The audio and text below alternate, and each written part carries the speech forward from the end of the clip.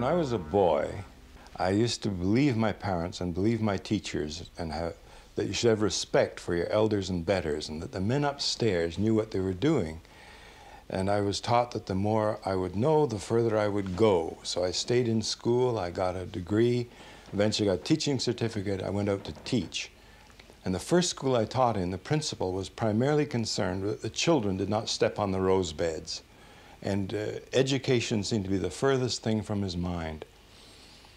I saw teachers and administrators that seemed incompetent, and I started to question some of these ideas I had.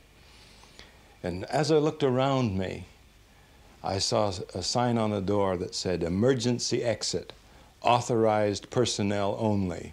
I wondered who'd written that. But then later I saw another sign. It said, "Emergency exit, not to be used under any circumstances." I went to a library looking for a book, and I noticed that all the books on pregnancy were stored on a shelf down by the floor. Probably the people that needed them the most couldn't even see them. And then as I looked around, I saw that very often competent people, the competent individual, was promoted to something he couldn't do. I saw a competent mechanic where I used to take my car.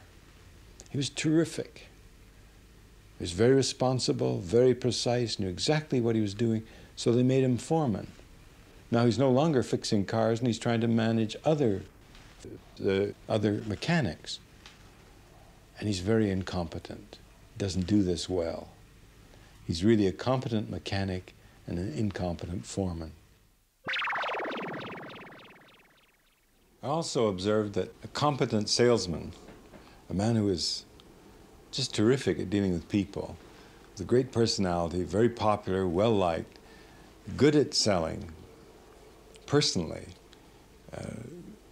his sales were so good that they made him sales manager. And in this position, he'd found his level of incompetence because he was atrocious at the paperwork, atrocious at designing the territories for his salesmen. In other words, he was not good at dealing through other people or organizing other people. I saw competent engineers getting promoted to supervisory positions. They were great at dealing with things and incompetent at dealing with people. And over again, I saw this phenomenon, and I called it the Peter principle.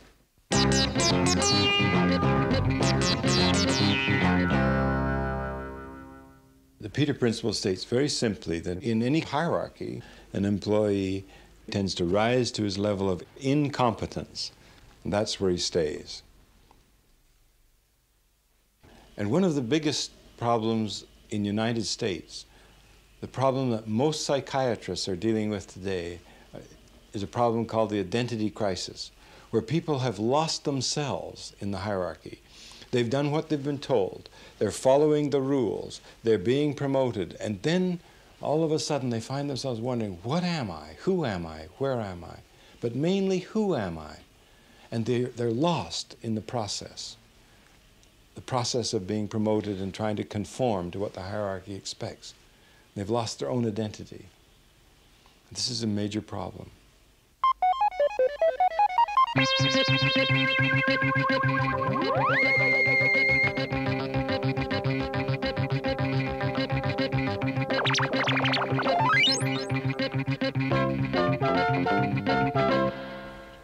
think I'd like to make it clear that I'm not saying people shouldn't accept promotions. Some people should. Some people enjoy power, enjoy authority, enjoy responsibility. And others find it a burden. It drags them down. It makes them feel that they're responsible for more than they should be. Any boss, manager, or chief executive who spends a lot of time reminiscing about the good old days, complaining about the quality of his employees, complaining that the competition is too strong and so on, is not really enjoying the challenge of that job.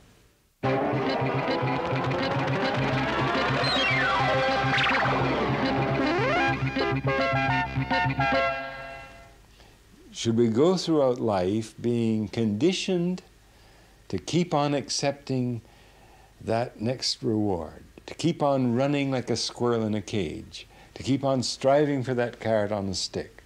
Or should we use our ability to be rational and think about, where am I going? What is the purpose of my life? Is reward through promotion the reward for me? Or are there other rewards through other aspects of living? This is the question.